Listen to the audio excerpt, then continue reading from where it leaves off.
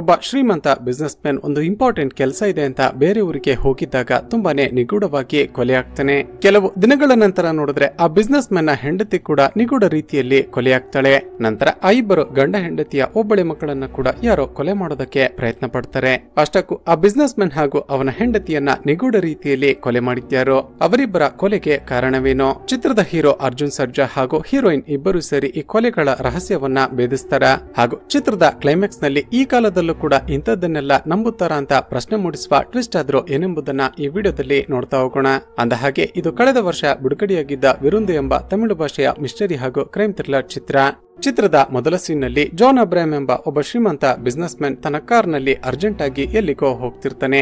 ಆಗ ಇದ್ದಕ್ಕಿದ್ದ ಹಾಗೆ ರಸ್ತೆಗೆ ಬಂದ ಒಂದು ಜನರ ಗುಂಪು ಮಾತಾಡುವಂತ ಅವನ ಕೈಗೆ ಒಂದು ಫೋನ್ ಅನ್ನ ಕೊಡ್ತಾರೆ. ಆ ಫೋನ್ ಅನ್ನ ಈಸ್ಕೊಂಡ ಜಾನ್ ಮಾತನಾಡೋದಕ್ಕೆ ಶುರು ಮಾಡ್ತಾನೆ ಹಾಗೂ ಇಲ್ಲಿಗೆ ಈ ಸೀನ್ ಕಟ್ ಆಗುತ್ತೆ. ನಂತರದ ಸೀನ್ ನಲ್ಲಿ ಜಾನ್ ತಾನು ಬಂದಿದ್ದ ಕೆಲಸವನ್ನ ಮುಗಿಸಿಕೊಂಡು ರಾತ್ರಿ ವಾಪಸ್ ಮನೆಗೆ ಹೋಗ್ತಿದ್ದಾಗ ಅದೇ ಜನರ ಗುಂಪು ಇವನ ಕಾರನ್ನ ಅಡ್ಡ ಹಾಕುತ್ತೆ. ಆದ್ರೆ ಈ ಬಾರಿ ಅವರನ್ನ ನೋಡಿದ ಜಾನ್ ಒಂದು ರೀತಿ ಭಯ ಪಡೋದಕ್ಕೆ ಶುರು ಮಾಡ್ತಾನೆ. ತಪ್ಪಿಸಿಕೊಳ್ಳೋದಕ್ಕೆ ಯಾವ ಕಡೆ ಹೋಗೋದು ಅಂತ ನೋಡಿದ್ರೆ ಆ ಜನಗಳು 4 ದಿಕ್ಕಿನಿಂದ ಸುತ್ತುವರೆದಿರ್ತಾರೆ. ಕೊನೆಗೆ ತಾನು ನಿಂತಿದ್ದ ಬ್ರಿಡ್ಜ್ ನಿಂದ ಕೆಳಗಡೆ ನದಿಗೆ ಹಾರಿ ಬಿಡುತ್ತಾನೆ. ತಕ್ಷಣ ಆ ಜನರ ಗ್ಯಾಂಗ್ ಕೂಡ ನದಿಗೆ ಹಾರಿ ಜಾನ್ ನನ್ನ ನೀರಿನ ಒಳಗಡೆ ಮುಳುಗಿಸಿ ಸಾಯಿಸಿ ಬಿಡ್ತಾರೆ. ಇಲ್ಲಿಗೆ ಈ ಸೀನ್ ಕೂಡ ಕಟ್ಟಾಗಿ ಮರುದಿನ ಬೆಳಿಗ್ಗೆ ಜಾನ್ ನ ಕೊಲೆಯ ವಿಷಯ ಎಲ್ಲ ನ್ಯೂಸ್ ಚಾನೆಲ್ ಗಳಿಗೆ ಗೊತ್ತಾಗಿ ತುಂಬಾನೇ ವೈರಲ್ ಆಗುತ್ತೆ. ನ್ಯೂಸ್ ಚಾನೆಲ್ ಗಳಲ್ಲಿ ಈ ಸುದ್ದಿಯನ್ನ ಕೇಳಿದ ಜಾನ್ ನ ಹೆಂಡತಿ ಎಲಿಜಬೆತ್ ಹಾಗೂ ಅವನ ಮಗಳು ಪೆರ್ಲಿ ತುಂಬಾನೇ ದುಃಖದಿಂದ ಅಳೋದಕ್ಕೆ ಶುರು ಮಾಡ್ತಾರೆ. ಅದೇ ಸಮಯಕ್ಕೆ ಜಾನ್ ಸತ್ತು ಹೋದ ಅಂತ ಸುದ್ದಿ ಕೇಳಿ ಶಾಕ್ ಆಗಿದ್ದ ಅವನ ಫ್ರೆಂಡ್ ಬಾಲಾ ಮನೆಗೆ ಬರ್ತಾನೆ.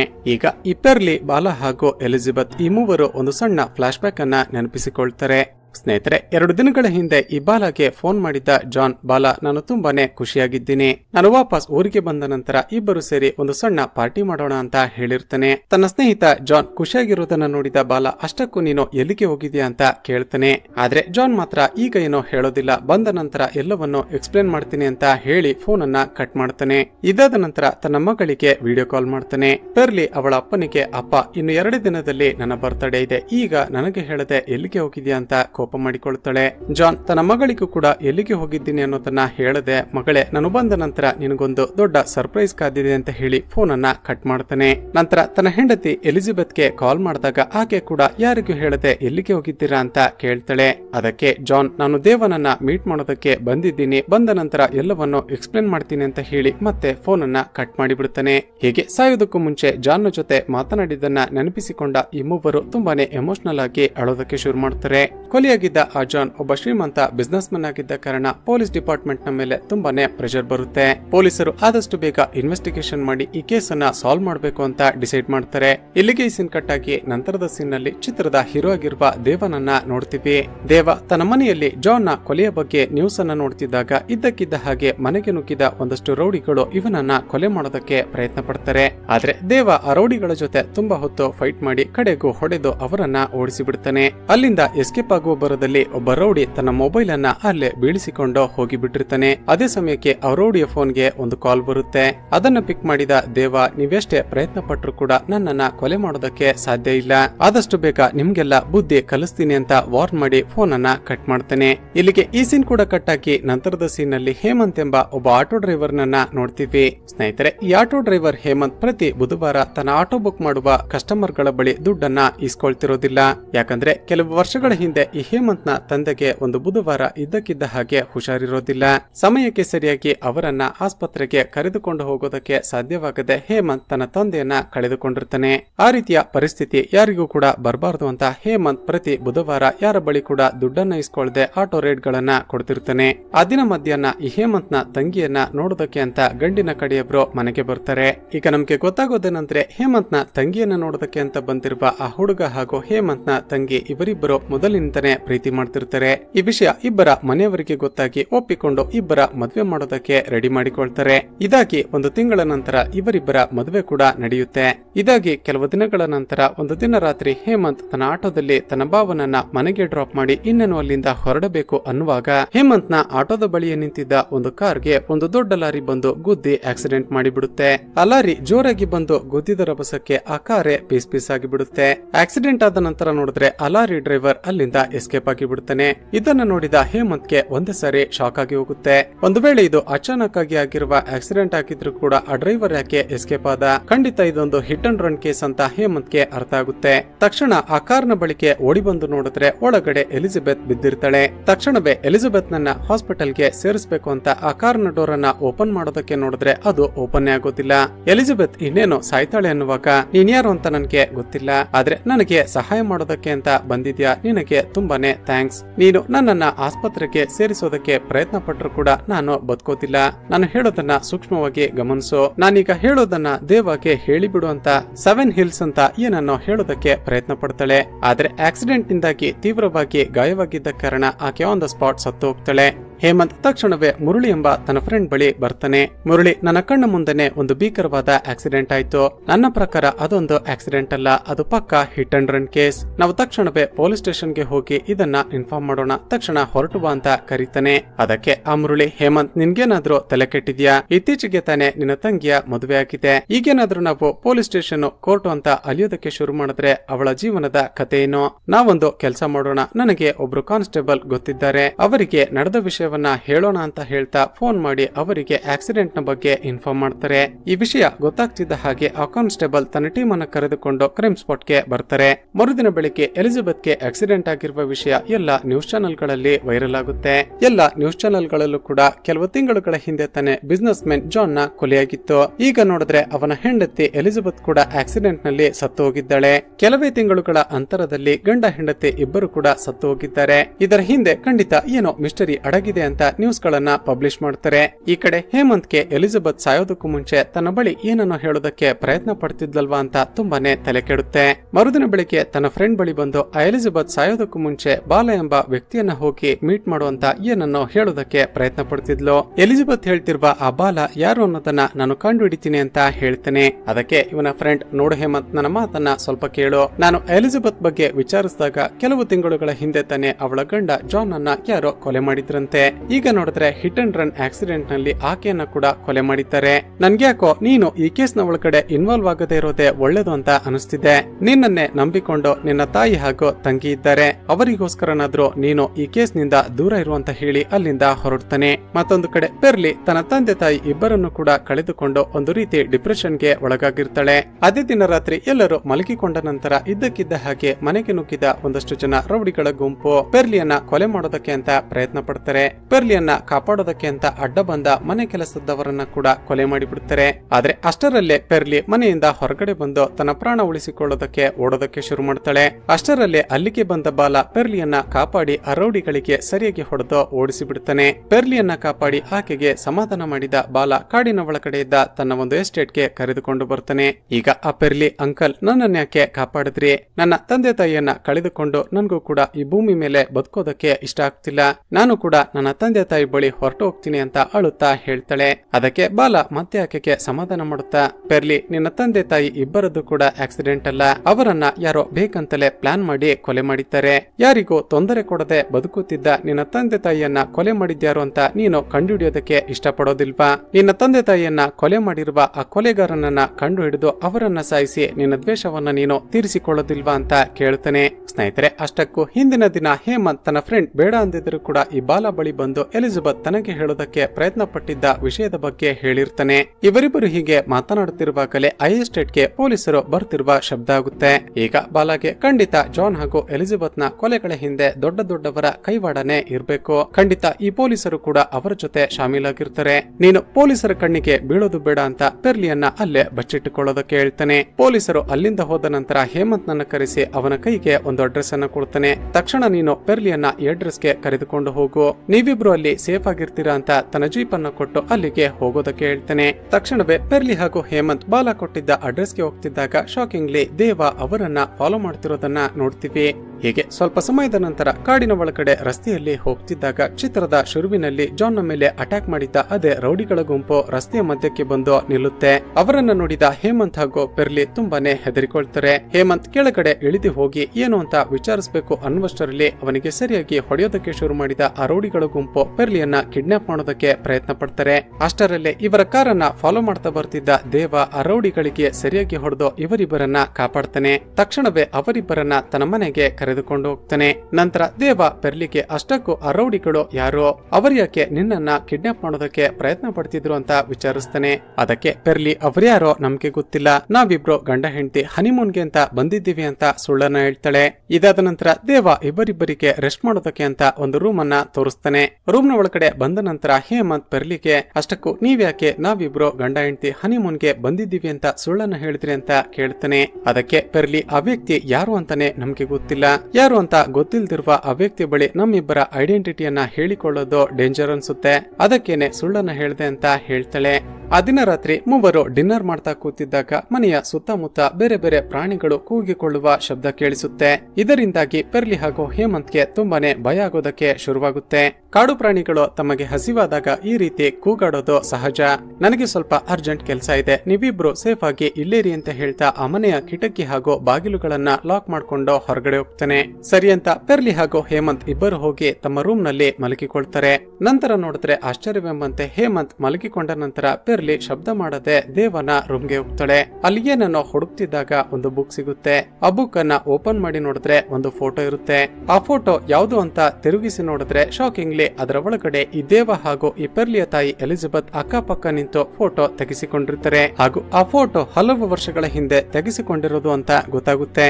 ಅದೇ ಸಮಯಕ್ಕೆ ದೇವ ವಾಪಸ್ ಬರ್ತಿರುವ ಶಬ್ದ ಕೇಳಿದ ಪೆರ್ಲಿ ತಕ್ಷಣವೇ ತನ್ನ ರೂಮ್ಗೆ ಓಡಿ ಹೋಗ್ತಾಳೆ. ದೇವ ಮಲಗಿಕೊಂಡ ನಂತರ ತನ್ನ ರೂಮ್ ನಲ್ಲಿದ್ದ ಒಂದು ಚಾಕುವನ್ನ ತೆಗೆದುಕೊಂಡ ಪೆರ್ಲಿ ಇನ್ನೇನು ಅವನನ್ನ ಸಾಯಿಸಿ ಬಿಡಬೇಕು ಅಂತ ಹತ್ತಿರ ಹೋಗ್ತಿದ್ದಾಗ ಅವನಿಗೆ ಎಚ್ಚರವಾಗಿ ಬಿಡುತ್ತೆ. ಆಕೆ ಕೈಯಲ್ಲಿದ್ದ ಚಾಕುವನ್ನ ಕಸಿದುಕೊಂಡ ದೇವ, ಪೆರ್ಲಿ ನೀನು ಎಲಿಜಬೆತ್ಲ ಮಗಳು ಅಂತ ನನಗೆ ಈಗಾಗ್ಲೇ ಗೊತ್ತಿದೆ, ಆದ್ರೆ ನನ್ನನ್ಯಾಕೆ ಕೊಲೆ ಮಾಡೋದಕ್ಕೆ ಪ್ರಯತ್ನ ಪಡ್ತಿದ್ಯಾ ಅಂತ ಕೇಳುತ್ತಾನೆ. ಅದಕ್ಕೆ ಕೋಪಗೊಂಡ ಆ ಪೆರ್ಲಿ, ನಿನ್ನ ಹಾಗೂ ನಮ್ಮಮ್ಮನ ಮಧ್ಯ ಅಕ್ರಮ ಸಂಬಂಧ ನಡೀತಿತ್ತು ಅಲ್ವಾ, ಅದಕ್ಕೇನೆ ನೀವಿಬ್ರು ಪ್ಲಾನ್ ಮಾಡಿ ನನ್ನ ತಂದೆಯನ್ನ ಕೊಲೆ ಮಾಡಿದ್ದೀರಿತಾನೆ. ನಂತರ ಯಾವುದೋ ವಿಷಯಕ್ಕೆ ನನ್ನ ತಾಯಿಯನ್ನ ಕೂಡ ನೀನೆ ಕೊಲೆ ಮಾಡಿರಬಹುದು ಅಂತ ರೇಗಾಡ್ತಾಳೆ. ಈಕೆಯ ಕೊಲೆ ಆರೋಪಗಳನ್ನ ಕೇಳಿದ ದೇವಗೆ ಕೋಪ ಬರುತ್ತೆ. ಪೆರ್ಲಿ ನಿನ್ಗೇನಾದ್ರೂ ತಲೆ ಕೆಟ್ಟಿದ್ಯಾ, ನಾನ್ ಯಾಕೆ ನಿನ್ನ ತಾಯಿ ಹಾಗೂ ನಿನ್ನ ತಂದೆಯನ್ನ ಕೊಲೆ ಮಾಡ್ತೀನಿ? ಹೌದು, ನೀನು ಹೇಳ್ತಿರುವ ಪ್ರಕಾರ ನಾನು ಹಾಗೂ ನಿನ್ನ ತಾಯಿ ರಿಲೇಶನ್ಶಿಪ್ ನಲ್ಲಿ ಇದ್ದಿದ್ದೇನೋ ನಿಜ, ಆದ್ರೆ ಅದು ಕಾಲೇಜ್ ದಿನಗಳಲ್ಲಿ. ನಿನ್ನ ತಂದೆ ಕೊಲೆಯಾಗೋದಕ್ಕೂ ಮುಂಚೆ ನನ್ನನ್ನ ಭೇಟಿ ಮಾಡೋದಕ್ಕೆ ಅಂತ ಬರ್ತಾ ಇದ್ದಿದ್ದೇನೋ ನಿಜಾನೇ, ಯಾಕಂದ್ರೆ ನಾನೊಬ್ಬ ಬಿಸ್ನೆಸ್ ಕೌನ್ಸಿಲರ್. ದೊಡ್ಡ ದೊಡ್ಡ ಕಂಪನಿಗಳಲ್ಲಿ ಬಿಸ್ನೆಸ್ ರಿಲೇಟೆಡ್ ಏನಾದ್ರೂ ಪ್ರಾಬ್ಲಮ್ಗಳು ಬಂದ್ರೆ ಅದಕ್ಕೆ ನಾನು ಸೊಲ್ಯೂಷನ್ ಅನ್ನ ಕೊಡ್ತೀನಿ. ನಿನ್ನ ತಂದೆ ಕೂಡ ನನಗೆ ಕ್ಲೈಂಟ್ ಆಗಿದ್ರು. ಆ ದಿನ ಅವರು ನನ್ನನ್ನ ಭೇಟಿ ಮಾಡೋದಕ್ಕೆ ಅಂತ ಬರ್ತಿದ್ದೀನಿ ಅಂತ ಕಾಲ್ ಮಾಡಿದ್ರು, ಆದ್ರೆ ಅಷ್ಟರಲ್ಲೇ ಯಾರೋ ಅವರನ್ನ ಕೊಲೆ ಮಾಡಿಬಿಟ್ಟಿದ್ದಾರೆ.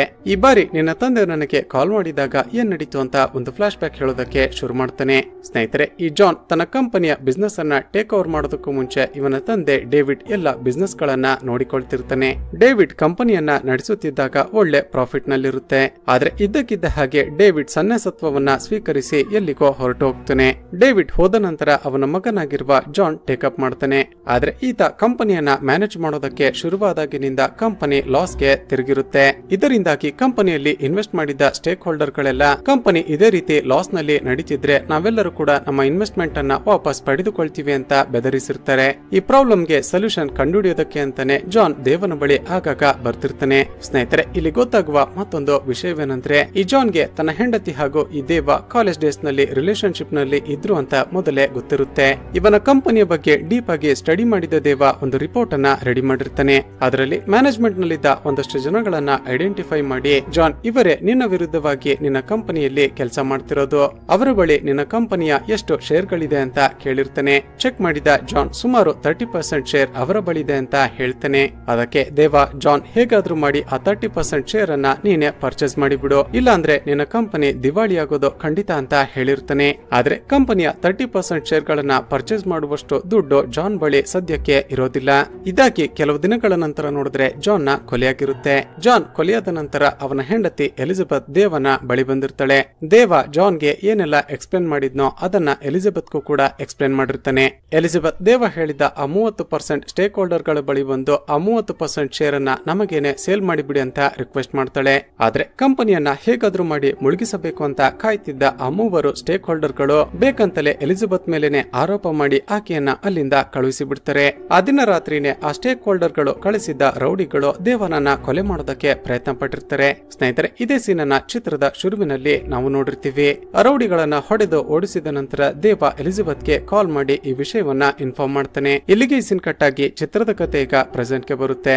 ಪೆರ್ಲಿ, ನಿಜವಾಗಿಯೂ ನಿನ್ನ ತಂದೆ ಹಾಗೂ ತಾಯಿಯನ್ನ ಕೊಲೆ ಮಾಡಿದ್ಯಾರೋ ಅಂತ ನನಗೆ ಗೊತ್ತಿಲ್ಲ. ಆ ಕೊಲೆಗಾರ ಯಾರು ಅಂತ ಕಂಡುಹಿಡಿಯೋದಕ್ಕೆ ಅಂತಾನೆ ನಾನು ನಿಮ್ಮಿಬ್ಬರನ್ನ ಫಾಲೋ ಮಾಡ್ತಾ ಬಂದಿದ್ದು ಅಂತ ಎಕ್ಸ್ಪ್ಲೇನ್ ಮಾಡ್ತಾನೆ. ಮುಂದುವರೆದು, ಈ ದಿನ ಬೆಳಿಗ್ಗೆ ನಿಮ್ಮನ್ನ ಕೊಲೆ ಮಾಡೋದಕ್ಕೆ ಒಂದಷ್ಟು ಜನ ರೋಡಿಗಳು ಬಂದಿದ್ರು ಅಲ್ವಾ, ಅವರಲ್ಲಿ ಒಬ್ಬನನ್ನ ನಾನು ಕೂಡಿ ಹಾಕಿದ್ದೀನಿ. ಅವನನ್ನ ಎನ್ಕ್ವೈರಿ ಮಾಡಿದ್ರೆ ಏನಾದ್ರೂ ಗೊತ್ತಾಗ್ಬಹುದು ಅಂತ ಗುರು ಎಂಬ ವ್ಯಕ್ತಿಯ ಬಳಿ ಕರೆದುಕೊಂಡು ಬರುತ್ತಾನೆ. ಆ ಗುರು ಎಂಬ ವ್ಯಕ್ತಿಯನ್ನ ನೋಡ್ತಿದ್ದ ಹಾಗೆ ಪೆರ್ಲಿಗೆ ತುಂಬಾನೇ ಕೋಪ ಬರುತ್ತೆ.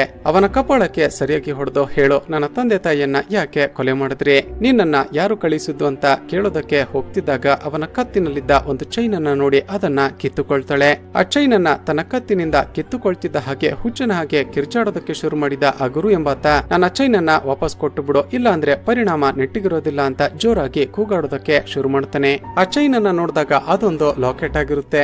ಆ ಲಾಕೆಟ್ ಅನ್ನು ಓಪನ್ ಮಾಡಿ ನೋಡಿದ್ರೆ ಅದರ ಒಳಗಡೆ ಒಂದು ವಿಚಿತ್ರವಾದ ಸಿಂಬಲ್ ಇರುತ್ತೆ. ಆ ಸಿಂಬಲ್ ಅನ್ನ ಮತ್ತಷ್ಟು ಸೂಕ್ಷ್ಮವಾಗಿ ಗಮನಿಸಿದಾಗ 7 ಹಿಲ್ಸ್ ಅಂತ ಬರೆದಿರುತ್ತೆ. ಆ 7 ಹಿಲ್ಸ್ ಅಂತ ಬರ್ದಿದ್ದನ್ನ ನೋಡ್ತಿದ್ದ ಹಾಗೆ ಹೇಮಂತ್ಗೆ ಒಂದು ವಿಷಯ ಸಡನ್ ಆಗಿ ಫ್ಲಾಶ್ ಆಗುತ್ತೆ. ಎಲಿಜಬೆತ್ ಸಾಯೋದಕ್ಕೂ ಮುಂಚೆ ಬಾಲನಿಗೆ 7 ಹಿಲ್ಸ್ ಅಂತ ಹೇಳುವಂತ ಏನನ್ನೋ ಇನ್ಫಾರ್ಮ್ ಮಾಡೋದಕ್ಕೆ ಪ್ರಯತ್ನ ಪಟ್ಟಿದ್ಲು ಅಲ್ವಾ, ಅದೇ ವಿಷಯವನ್ನ ದೇವನಿಗೆ ಇನ್ಫಾರ್ಮ್ ಮಾಡ್ತಾನೆ. ತಕ್ಷಣವೇ ದೇವ ಬಾಲನನ್ನ ಕರೆಸಿ ಇದರ ಬಗ್ಗೆ ಏನಾದ್ರೂ ಗೊತ್ತಿದ್ಯಾ ಅಂತ ಆ 7 ಹಿಲ್ಸ್ ಎಂಬ ಅಕ್ಷರವನ್ನ ತೋರಿಸ್ತಾನೆ. ಆದ್ರೆ ಬಾಲನಿಗೂ ಕೂಡ ಆ 7 ಹಿಲ್ಸ್ ಎಂಬುದರ ಅರ್ಥ ಏನು ಅಂತಾನೆ ಗೊತ್ತಾಗುದಿಲ್ಲ. ಮತ್ತೊಂದು ಕಡೆ ದೇವ ಹಾಗೂ ಹೇಮಂತ್ ಸೇರಿ ಕಟ್ಟಿ ಹಾಕಿದ್ದ ಆ ಗುರು ಎಂಬಾತ ಅಲ್ಲಿಂದ ತಪ್ಪಿಸಿಕೊಂಡು ಎಸ್ಕೇಪ್ ಆಗಿ ಬಿಡ್ತಾನೆ. ಆದ್ರೆ ನೆಕ್ಸ್ಟ್ ಸೆಕೆಂಡ್ ನಮ್ಗೆ ಗೊತ್ತಾಗುತ್ತೆ ಆತ ತಪ್ಪಿಸಿಕೊಂಡು ಹೋಗ್ಬೇಕು ಅಂತಾನೆ ದೇವ ಹಾಗೂ ಹೇಮಂತ್ ಪ್ಲಾನ್ ಮಾಡಿರ್ತಾರೆ ಅಂತ. ಅಷ್ಟಕ್ಕೂ ಆತ ತಪ್ಪಿಸಿಕೊಂಡು ಎಲ್ಲಿಗೆ ಹೋಗ್ತಾನೆ ಅಂತ ಅವನನ್ನ ಫಾಲೋ ಮಾಡೋದಕ್ಕೆ ಅಂತಾನೆ ಈ ರೀತಿ ಸ್ಟೇಜ್ ಅನ್ನ ಕ್ರಿಯೇಟ್ ಮಾಡಿರ್ತಾರೆ.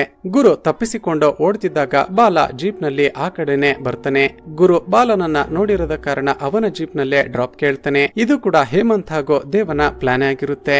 ಗುರು ಬಂದು ಈ ಜೀಪ್ ಅನ್ನ ಹತ್ತುತ್ತಿದ್ದ ಹಾಗೆ ಆತ ಎಲ್ಲಿಗೆ ಹೋಗಿ ಇಳಿದುಕೊಳ್ತಾನೆ. ಆತ ಯಾರ ಜೊತೆ ಮಾತನಾಡ್ತಾನೆ ಎಲ್ಲವನ್ನ ಫೈಂಡ್ ಔಟ್ ಮಾಡೋದಕ್ಕೆ ಅಂತಾನೆ ಜೀಪ್ ನಲ್ಲಿ ಮೈಕ್ ಗಳನ್ನ ಹಾಗೂ GPS ಲೊಕೇಟರ್ ಗಳನ್ನ ಇನ್ಸ್ಟಾಲ್ ಮಾಡಿರ್ತಾರೆ. ದಾರಿಯಲ್ಲಿ ಹೋಗ್ತಾ ಆ ಗುರು ಬಾಲನ ಫೋನ್ ಅನ್ನ ಇಸ್ಕೊಂಡು ಯಾರಿಗೋ ಫೋನ್ ಮಾಡಿ ವಿಚಿತ್ರವಾದ ಭಾಷೆಯಲ್ಲಿ ಏನನ್ನೋ ಮಾತನಾಡ್ತಾನೆ. ಆತ ಯಾರ ಜೊತೆ ಮಾತನಾಡ್ತಿದ್ದಾನೆ, ಏನನ್ನ ಮಾತನಾಡ್ತಾನೆ ಅಂತ ಫೈಂಡ್ ಔಟ್ ಮಾಡೋದಕ್ಕೆ ಪ್ರಯತ್ನ ಪಟ್ಟರು ಕೂಡ ದೇವಗೆ ಏನು ಕೂಡ ಅರ್ಥನೇ ಆಗೋದಿಲ್ಲ. ದೇವ ತಕ್ಷಣವೇ ತನಗೆ ಗೊತ್ತಿದ್ದ ಒಬ್ಬ ಟ್ರಾನ್ಸ್ಲೇಟರ್ಗೆ ಆ ವಾಯ್ಸ್ ಅನ್ನ ಕಳುಹಿಸಿ ಆ ಭಾಷೆ ಯಾವುದು ಅವರಿಬ್ಬರು ಮಾತನಾಡಿದೇನೋ ಅಂತ ಫೈಂಡ್ ಔಟ್ ಮಾಡೋದಕ್ಕೆ ಹೇಳ್ತಾನೆ. ಈ ಕಡೆ ಗುರು ಮಾತನಾಡಿದ ನಂತರ ಫೋನ್ ಅನ್ನ ಇನ್ನೇನು ವಾಪಸ್ ಬಾಲನಿಗೆ ಕೊಡ್ಬೇಕು ಅಂತ ಹೋಗ್ತಿದ್ದಾಗ ಕಾಲ್ ಹಿಸ್ಟರಿಯಲ್ಲಿ ಪೆರ್ಲಿಯ ನಂಬರ್ ಅನ್ನ ನೋಡಿಬಿಡ್ತಾನೆ. ಪೆರ್ಲಿಯ ನಂಬರ್ ಅನ್ನ ನೋಡ್ತಿದ್ದ ಹಾಗೆ ಈ ಬಾಲ ಕೂಡ ಅವರ ಮನುಷ್ಯ ಅಂತಾನೆ ಗುರುಗೆ ಅರ್ಥ ಆಗುತ್ತೆ. ಅದೇ ಸಮಯಕ್ಕೆ ಈ ಕಡೆ ಆ ಟ್ರಾನ್ಸ್ಲೇಟರ್ ದೇವಗೆ ಕಾಲ್ ಮಾಡ್ತಾನೆ. ಸರ್, ಆ ಗುರು ಮಾತನಾಡ್ತಿರೋದು ಹಿಬ್ರು ಭಾಷೆ, ಅದರಲ್ಲಿ ನಾನು ಸೇಫ್ ಆಗಿದ್ದೀನಿ, ಅವರಿಂದ ತಪ್ಪಿಸಿಕೊಂಡು ಬರ್ತಿದ್ದೀನಿ ಅಂತ ಯಾರಿಗೋ ಫೋನ್ ಮಾಡಿ ಹೇಳ್ದ ಅಂತ ಹೇಳ್ತಾನೆ. ಈ ಕಡೆ ಒಂದು ಜಾಗಕ್ಕೆ ಬಂದು ಕೆಳಗಡೆ ಇಳಿದ ಆ ಗುರು ಬಾಲ ಅವರ ಕಡೆ ವ್ಯಕ್ತಿ ಅಂತ ಅವನನ್ನ ಹೊಡೆದು ಸಾಯಿಸೋದಕ್ಕೆ ಪ್ರಯತ್ನ ಪಡ್ತಾನೆ. ಬಾಲ ಕೂಡ ಅವನ ಜೊತೆ ಫೈಟ್ ಮಾಡೋದಕ್ಕೆ ಶುರು ಮಾಡ್ತಾನೆ. ಅಷ್ಟರಲ್ಲೇ ಅಲ್ಲಿಗೆ ಬಂದ ಗುರು ಕಡೆಯ ಹುಡುಗರು ಬಾಲನನ್ನ ಸರಿಯಾಗಿ ಹೊಡೆದು ಅವನನ್ನ ಕಿಡ್ನಾಪ್ ಮಾಡಿ ಬಿಡ್ತಾರೆ. ಈಗ ದೇವ, ಹೇಮಂತ್ ಹಾಗೂ ಪೆರ್ಲಿ ತಾವು ಇಟ್ಟಿದ್ದ GPS ಲೊಕೇಟರ್ ನ ಮೂಲಕ ಗುರು ಎಲ್ಲಿಗೆ ಹೋದ ಅಂತ ಕಾಡಿನಲ್ಲಿ ಹುಡುಕೋದಕ್ಕೆ ಶುರು ಮಾಡ್ತಾರೆ. ಅದೇ ಸಮಯಕ್ಕೆ ಕಾಡಿನಲ್ಲಿ ಮರ ಕಟ್ ಮಾಡೋದಕ್ಕೆ ಅಂತ ಒಂದಷ್ಟು ಜನ ಆದಿವಾಸಿಗಳು ಬಂದಿರ್ತಾರೆ. ಅವರನ್ನ ವಿಚಾರಿಸಿದಾಗ, ಹೌದು ಸರ್, ಕೆಲವು ದಿನಗಳಿಂದ ಈ ಕಾಡಿನಲ್ಲಿ ವಿಚಿತ್ರವಾದ ಜನರು ಓಡಾಡ್ತಿದ್ದಾರೆ. ಪ್ರತಿದಿನ ರಾತ್ರಿ ಒಂದಷ್ಟು ಗಾಡಿಗಳು ಕೂಡ ಬರುತ್ತೆ. ನೀವಿಲ್ಲಿಗೆ ಬರೋದಕ್ಕೂ ಮುಂಚೆ ಒಂದಷ್ಟು ಜನ ನಡೆದುಕೊಂಡು ಹೋಗ್ತಿದ್ರು ಅಂತ ಅವರು ಹೋಗಿದ್ದ ದಿಕ್ಕನ್ನ ತೋರಿಸ್ತಾರೆ. ಈಗ ರಾತ್ರಿ ಆಗುವವರೆಗೂ ಕಾಯ್ದಿದ್ದ ಈ ಮೂವರು ಅವರು ಹೇಳಿದ ದಿಕ್ಕಿನ ಕಡೆಗೆ ಹೋದಾಗ ಒಂದು ಹಳೆಯ ಪಾಳು ಬಿದ್ದಿದ್ದ ಬಂಗಲೆ ಸಿಗುತ್ತೆ. ಆ ಬಂಗಲೆಯ ಒಳಗಡೆ ಏನಿರ್ಬೋದು ಅಂತ ಪತ್ತೆ ಹಚ್ಚೋದಕ್ಕೆ ಒಳಗಡೆ ಹೋಗೋದಕ್ಕೆ ಪ್ರಯತ್ನ ಪಡ್ತಿದ್ದಾಗ ಆಶ್ಚರ್ಯವೆಂಬಂತೆ ಒಂದಷ್ಟು ಜನ ಲೈನ್ ನಲ್ಲಿ ನಿಂತು ಒಳಗಡೆ ಹೋಗ್ತಿರ್ತಾರೆ. ಯಾರಿಗೂ ತಮ್ಮನ್ನ ನೋಡಿ ಅನುಮಾನ ಬರಬಾರ್ದು ಅಂತ ಈ ಮೂವರು ಕೂಡ ಆ ಲೈನ್ ನಲ್ಲಿ ನಿಂತುಕೊಳ್ತಾರೆ. ಒಳಗಡೆ ಹೋಗ್ತಿದ್ದ ಹಾಗೆ ಒಂದಷ್ಟು ಜನ ಬಂದು ಇವರಿಗೆ ಒಂದು ಕಪ್ಪು ಕಲರ್ನ ಬಟ್ಟೆಗಳನ್ನ ಧರಿಸಿಕೊಳ್ಳೋದಕ್ಕೆ ಅಂತ ಕೊಡ್ತಾರೆ. ಅಷ್ಟರಲ್ಲಾಗಲೇ ಅಲ್ಲಿ ಸೇರಿದ್ದ ಜನಗಳು ವಿಚಿತ್ರವಾದ ರಿಚುವಲ್ಸ್ ಗಳನ್ನ ಮಾಡ್ತಿರ್ತಾರೆ. ಇಲ್ಲಿ ಏನ್ ನಡೀತಿದೆ ಅಂತ ನೋಡ್ತಿದ್ದಾಗ ಶಾಕಿಂಗ್ಲಿ ಅವರೆಲ್ಲರಿಗೂ ಲೀಡರ್ ಪೆರ್ಲಿಯ ತಾತ ಡೇವಿಡ್ ಅಂತ ಗೊತ್ತಾಗುತ್ತೆ. ಸ್ನೇಹಿತರೆ, ಅಲ್ಲಿ ಸೇರಿದ್ದ ಎಲ್ಲರೂ ಕೂಡ ಸೇರಿ ಪೂಜೆ ಮಾಡ್ತಿರೋದು ಯಾರಿಗೆ ಅಂತ ನೋಡಿದ್ರೆ ಅದು ಒಂದು ಕೆಟ್ಟ ಶೈತಾನನಿಗೆ. ತನ್ನ ಮೊಮ್ಮಗಳು ಅಲ್ಲಿಗೆ ಬಂದಿದ್ದನ್ನ ನೋಡ್ತಿದ್ದ ಹಾಗೆ ಡೇವಿಡ್ ಆಕೆಯನ್ನ ಕರೆದುಕೊಂಡು ದೇವ ಹಾಗೂ ಹೇಮಂತ್ನ ಒಂದು ರೂಮ್ ನ ಒಳಗಡೆ ಕೂಡಿ ಹಾಕಿ ಬಿಡ್ತಾನೆ. ಇವರಿಬ್ಬರನ್ನ ಕೂಡಿ ಹಾಕಿದ್ದ ಅದೇ ರೂಮ್ ನಲ್ಲಿ ಬಾಲನನ್ನ ಕೂಡ ಕೂಡಿ ಹಾಕಿರ್ತಾರೆ. ಈ ಕಡೆ ಡೇವಿಡ್ ಪೆರ್ಲಿಗೆ ಒಂದು ಕೇಕ್ ಅನ್ನ ತಿನ್ನಿಸಿ ಒಂದು ವೈನ್ ಅನ್ನ ಕುಡಿಯೋದಕ್ಕೆ ಕೊಡ್ತಾನೆ. ಆಕೆ ಎಷ್ಟೇ ಬೇಡ ಅಂದ್ರೂ ಕೂಡ ಒತ್ತಾಯ ಮಾಡಿ ಆಕೆಗೆ ವೈನ್ ಅನ್ನ ಕುಡಿಸ್ತಾನೆ. ಅದನ್ನ ಕುಡಿತಿದ್ದ ಹಾಗೆ ಪೆರ್ಲಿ ಪ್ರಜ್ಞೆ ತಪ್ಪಿ ಬಿದ್ದು ಬಿಡ್ತಾನೆ. ಈ ಕಡೆ ಡೇವಿಡ್ ದೇವ ಹಾಗೂ ಹೇಮಂತ್ ನ ಬಳಿ ಬರ್ತಾನೆ. ಅವನನ್ನ ನೋಡಿದ ದೇವಾಗೆ ಕೋಪ ಬರುತ್ತೆ. ಅಷ್ಟಕ್ಕೂ ಇಲ್ಲೇನ್ ನಡೀತಿದೆ, ಬಾಲನನ್ನ ಯಾಕೆ ಕೂಡಿ ಹಾಕಿದ್ಯಾ, ಇವರೆಲ್ಲ ಯಾರು ಅಂತ ಕೇಳ್ತಾನೆ. ಅದಕ್ಕೆ ಡೇವಿಡ್ ವಿಚಿತ್ರವಾಗಿ ನಗುತ್ತಾ, ನಾನು ನಡೆಸಿಕೊಂಡು ಹೋಗ್ತಿದ್ದ ಬಿಸ್ನೆಸ್ ನಲ್ಲಿ ತುಂಬಾನೇ ಲಾಭ ಪಡೆದುಕೊಳ್ತಿದ್ದೆ. ಆದ್ರೆ ನನಗೆ ಇಡೀ ವಿಶ್ವದಲ್ಲೇ ಅತ್ಯಂತ ಶ್ರೀಮಂತ ವ್ಯಕ್ತಿ ನಾನೇ ಆಗಿರ್ಬೇಕು ಅಂತ ಆಸೆ ಆಯ್ತು. ನಾನು ಅಂದುಕೊಂಡಿರೋದನ್ನ ಸಾಧನೆ ಮಾಡ್ಬೇಕು ಅಂದ್ರೆ ಈ ಶೈತಾನನಿಗೆ ನಾನು ನರಬಲಿಯನ್ನ ಕೊಡ್ಲೇಬೇಕು. ಇವರೆಲ್ಲರೂ ಕೂಡ ನನ್ನ ಅನುಯಾಯಿಗಳು ಅಂತ ಒಂದು ಫ್ಲಾಶ್ ಬ್ಯಾಕ್ ಅನ್ನ ಹೇಳೋದಕ್ಕೆ ಶುರು ಮಾಡ್ತಾನೆ. ಸ್ನೇಹಿತರೆ, ಚಿತ್ರದ ಶುರುವಿನಲ್ಲಿ ಜಾನ್ ದೇವನನ್ನ ಮೀಟ್ ಮಾಡೋದಕ್ಕೆ ಅಂತಾನೆ ಅರ್ಜೆಂಟ್ ಅಲ್ಲಿ ತನ್ನ ಕಾರ್ ನಲ್ಲಿ ಹೋಗ್ತಿರ್ತಾನೆ. ಆಗ ಡೇವಿಡ್ ತನ್ನ ಮಗ ಜಾನ್ ಗೆ ಕಾಲ್ ಮಾಡಿ ತಕ್ಷಣವೇ ಇಲ್ಲಿಗೆ ಹೊರಟು ಬಾ ಅಂತ ಹೇಳಿರ್ತಾನೆ. ತನ್ನ ಮಗ ಜಾನ್ ಬಂದ ನಂತರ ಅವನ ಬಳಿ ಏನನ್ನೋಯ್ತಾ ಕೇಳಿರ್ತಾನೆ. ಆದರೆ ಜಾನ್ ಒಪ್ಪಿಕೊಳ್ಳದ ಕಾರಣ ಅವನನ್ನ ಹೋಗೋದಕ್ಕೆ ಬಿಟ್ಟು ತನ್ನ ಹುಡುಗರನ್ನ ಕಳುಹಿಸಿ ಅವನನ್ನ ಕೊಲೆ ಮಾಡಿಸಿರ್ತಾನೆ. ಇದಾಗಿ ಕೆಲವು ದಿನಗಳ ನಂತರ ತನ್ನ ಸೊಸೆ ಅಂದ್ರೆ ಎಲಿಜಬೆತ್ ನನ್ನ ಕೂಡ ಕರೆಸಿ ಮತ್ತೆ ಏನನ್ನೋ ಕೇಳ್ತಾನೆ. ಆದ್ರೆ ಆಕೆ ಕೂಡ ಅದಕ್ಕೆ ಒಪ್ಪಿಕೊಳ್ಳದ ಕಾರಣ ತನ್ನ ಹುಡುಗರನ್ನ ಬಿಟ್ಟು ಆಕ್ಸಿಡೆಂಟ್ ಮಾಡಿಸಿ ಆಕೆಯನ್ನ ಕೂಡ ಸಾಯಿಸಿ ಬಿಟ್ಟಿರ್ತಾನೆ. ಸ್ನೇಹಿತರೆ, ಅಷ್ಟಕ್ಕೂ ಈ ಡೇವಿಡ್ ತನ್ನ ಮಗ ಹಾಗೂ ಸೊಸೆಯ ಬಳಿ ಏನನ್ನ ಕೇಳಿರ್ತಾನೆ ಗೊತ್ತಾ? ಇಡೀ ವಿಶ್ವದಲ್ಲಿ ಈತ ಶ್ರೀಮಂತ ಹಾಗೂ ಶಕ್ತಿಯುತ ವ್ಯಕ್ತಿಯಾಗೋದಕ್ಕೆ ಆ ಶೈತಾನನಿಗೆ ಒಂದು ನರಬಲಿಯನ್ನ ಕೊಡಬೇಕಾಗಿರುತ್ತೆ. ಅದು ಕೂಡ ತನ್ನ ವಂಶದಲ್ಲಿ ಹುಟ್ಟಿರುವ ಕೊನೆಯ ಮಗು ಅಂದ್ರೆ ಪೆರ್ಲಿಯನ್ನ ಬಲಿ ಕೊಡಬೇಕು ಅಂತ ಜಾನ್ ಹಾಗೂ ಎಲಿಜಬೆತ್ ಬಳಿ ಕೇಳಿಕೊಂಡಿರ್ತಾನೆ. ಅವರಿಬ್ಬರು ಕೂಡ ತಮ್ಮ ಮಗಳನ್ನ ಬಲಿ ಕೊಡೋದಕ್ಕೆ ಒಪ್ಪಿಕೊಳ್ಳದ ಕಾರಣ ಅವರನ್ನೇ ಈತ ಸಾಯಿಸಿ ಬಿಟ್ಟಿರ್ತಾನೆ. ಈಗ ಪ್ರಜ್ಞೆ ತಪ್ಪಿದ್ದ ಆ ಪೆರ್ಲಿಯನ್ನ ಕೂಡ ಈ ಶೈತಾನನಿಗೆ ಬಲಿ ಕೊಡೋದಕ್ಕೆ ಅಂತ ಎಲ್ಲವನ್ನ ರೆಡಿ ಮಾಡಿಕೊಳ್ತಿರ್ತಾನೆ. ಆದ್ರೆ ಅಷ್ಟರಲ್ಲೇ ತಮ್ಮ ಕೈಕಾಲುಗಳಿಗೆ ಕಟ್ಟಿದ್ದ ಹಗ್ಗವನ್ನ ಬಿಚ್ಚಿಕೊಂಡ ದೇವ ಹಾಗೂ ಹೇಮಂತ್ ಇವರ ಜೊತೆ ಫೈಟ್ ಮಾಡೋದಕ್ಕೆ ಶುರು ಮಾಡ್ತಾರೆ. ಇವರೆಲ್ಲ ಈ ಕಡೆ ಫೈಟ್ ಮಾಡ್ತಿದ್ರೆ ಆ ಡೇವಿಡ್ ಇನ್ನೇನು ತನ್ನ ಮೊಮ್ಮಕ್ಕಳನ್ನ ಬಲಿ ಕೊಡ್ಬೇಕು ಅಂತ ಆಕೆಯನ್ನ ಚಾಕುವಿನಿಂದ ಚುಚ್ಚಿ ಸಾಯಿಸಬೇಕು ಅನ್ನುವಷ್ಟರಲ್ಲಿ ಬಾಲ ಪೊಲೀಸರಿಗೆ ಇನ್ಫಾರ್ಮ್ ಮಾಡಿದ ಕಾರಣ ಪೊಲೀಸರು ಅಲ್ಲಿಗೆ ಬಂದು ಇವನನ್ನ ಹಿಡಿದುಕೊಳ್ತಾರೆ. ತಕ್ಷಣವೇ ಪೊಲೀಸರು ಡೇವಿಡ್ ನನ್ನ ಹಾಗೂ ಅವನ ಅನುಯಾಯಿಗಳನ್ನ ಸರಿಯಾಗಿ ಹೊಡೆದು ಅರೆಸ್ಟ್ ಮಾಡಿಕೊಂಡು ಎಳೆದುಕೊಂಡು ಹೋಗ್ತಾರೆ. ನಂತರ ದೇವ ಎಲ್ಲ ಮೀಡಿಯಾಗಳ ಮುಂದೆ ಬಂದು ಒಂದು ಮೆಸೇಜ್ ಕೊಡ್ತಾನೆ. ಇಂದಿನ ಕಾಲದಲ್ಲಿ ಜಗತ್ತು ಎಷ್ಟೊಂದು ಮುಂದುವರೆದಿದೆ, ಆದ್ರೆ ಈಗಲೂ ಕೂಡ ಜನರು ಮೂಢನಂಬಿಕೆಗಳನ್ನ ನಂಬುತ್ತಿದ್ದಾರೆ. ನಮ್ಮ ಸಮಾಜ ಬದಲಾಗಬೇಕು ಅಂದ್ರೆ ಈ ರೀತಿ ಮೂಢನಂಬಿಕೆಗಳನ್ನ ಬಿಡಬೇಕು. ನಾವು ಕಷ್ಟಪಡದೆ ದುಡಿಯದೆ ಯಾವ ಸಾಧನೆಯನ್ನು ಕೂಡ ಮಾಡೋದಕ್ಕೆ ಸಾಧ್ಯ ಇಲ್ಲ. ಇನ್ನಾದ್ರೂ ಕೂಡ ಇವೆಲ್ಲ ಎಂಡಾಗ್ಲಿ ಅಂತ ಹೇಳ್ತಾನೆ. ಹಾಗೂ ಚಿತ್ರದ ಫೈನಲ್ ಸೀನ್ ನಲ್ಲಿ ಈ ಚಿತ್ರ ಒಂದು ನೈಜ ಘಟನೆ ಆಧಾರಿತ ಅಂತ ನಮಗೆ ತೋರಿಸಲಾಗುತ್ತೆ. ಅಂದ್ರೆ ಭಾರತದ ಕೆಲವು ಕಡೆ ನಿಧಿ ಹಾಗೂ ಬೇರೆ ಸಂಪತ್ತಿಗಾಗಿ ಜನರನ್ನ ನರಬಲಿ ಕೊಟ್ಟಿರುವ ಇನ್ಸಿಡೆಂಟ್ ಗಳನ್ನ ತೋರಿಸಲಾಗುತ್ತೆ. ಹಾಗೂ ಇಲ್ಲಿಗೆ ಈ ಚಿತ್ರ ಮುಕ್ತಾಯವಾಗುತ್ತೆ. ಸ್ನೇಹಿತರೆ, ಚಿತ್ರದ ಕತೆ ಇಷ್ಟವಾಗಿದ್ರೆ ಈ ವಿಡಿಯೋಗೆ ಒಂದು ಲೈಕ್ ಮಾಡಿ ಶೇರ್ ಮಾಡೋದನ್ನ ಮರೆಯಬೇಡಿ. ಇದೇ ರೀತಿಯ ವಿಡಿಯೋಸ್ಗಾಗಿ ಈ ಚಾನೆಲ್ ಅನ್ನ ಸಬ್ಸ್ಕ್ರೈಬ್ ಮಾಡಿಕೊಂಡು ಪಕ್ಕದಲ್ಲಿರುವ ಬೆಲ್ ಐಕಾನ್ ಅನ್ನ ಕ್ಲಿಕ್ ಮಾಡಿ.